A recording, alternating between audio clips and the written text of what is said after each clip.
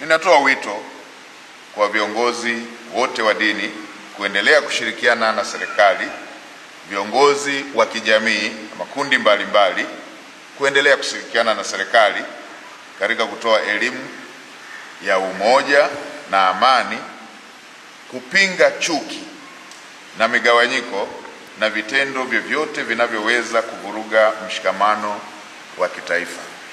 Mheshimiwa Baba Askofu, vita yeyote inayohusisha wenyewe kwa wenyewe haina mshindi, bali ina kupoteza wote. Hivyo hivyo na mgawanyiko ndani ya taifa hauna mshindi, bali una matokeo ya kushindwa wote kama taifa. Manufaa ya amani ni makubwa, na hasara ya kupoteza amani haina mshindi, bali ina kupoteza wote kama jamii.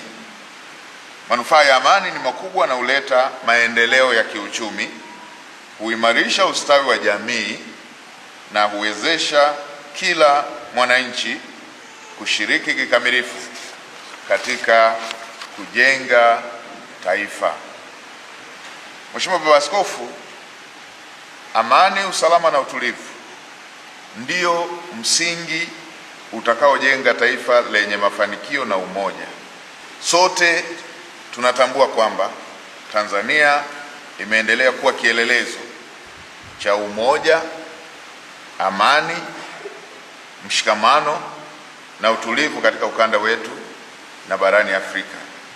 Amani hii imejengwa juu ya misingi imara ya maadili, haki, kuheshimiana, uvumilivu na uzalendo kwa taifa letu.